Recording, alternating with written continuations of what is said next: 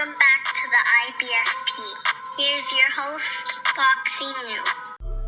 Welcome back, fight fans. Welcome back. Let's just dig right into it. Danny Garcia goes 12 rounds with a cherry pick, and let's just break it down honestly and objectively as possible. Danny Garcia, he won the rounds. He won the fight convincingly. There's no disputing that, and I give it to Danny Garcia. The only thing that I didn't like stylistically from Danny Garcia is his inability to create offense that's outside of just countering. He needs more of a varied attack outside of just waiting to build his offense off of counters. He needs more options. It's really that simple. Maybe it's his dad, maybe it's him, but he needs a varied attack. The fact that at the end of the fight, Danny Garcia was talking about and making excuses as to why he didn't get the knockout, as to why he didn't close the show, and simply because, he's saying maybe he drained a lot of weight. Well, we already know that if you fight Manny Pacquiao,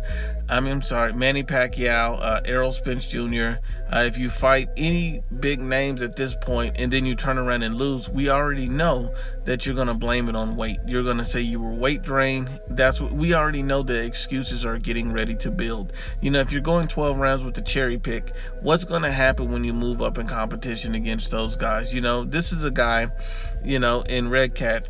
And, this is a guy that's already been knocked out twice in his career. And we already know that Danny Garcia has good and legitimate power. He's a very good boxer. But at the same time, Danny Garcia didn't look his best tonight. He didn't cut off the ring adequately. He didn't put this guy away. He landed a lot of shots on the guy, but he simply didn't apply the right amount of pressure. The guy did look woozy. But at the end of the day, Danny Garcia has to close the show. He simply has to be a level above in his ineffectiveness in creating offense when he needed to is what caused a lot of problems for him not being able to close the show. If he's able to apply a vast amount of pressure, up his work rate, and show, a higher level of IQ against this type of opponent, then Danny Garcia would have been able to close the show. Then Danny Garcia would have been able to show and separate himself from the other welterweights in the division. It's funny that he mentions everybody and forgets the name of Terrence Bud Crawford. He is the #1 ranked fighter in the WBO, and yet he's not looking at Terrence Bud Crawford for a serious fight.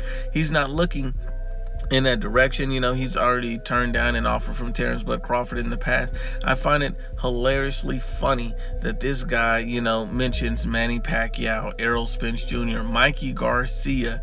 He mentions Keith Thurman rematch. Anybody but Terrence the Boogeyman Bud Crawford. I find that hilarious. And in fighting, these cherry picks going the distance and then turning around and mentioning every name but Terrence Crawford. Mentioning a Mikey Garcia who's 0-1 in the welterweight division is disgusting, who has no belt. Mentioning a Keith Thurman who has no belt but wanting a rematch. This is disgusting. Danny Garcia really wants to fight any and everyone but Terrence Bud Crawford. But once again, unbiased as always, it's the IBFP.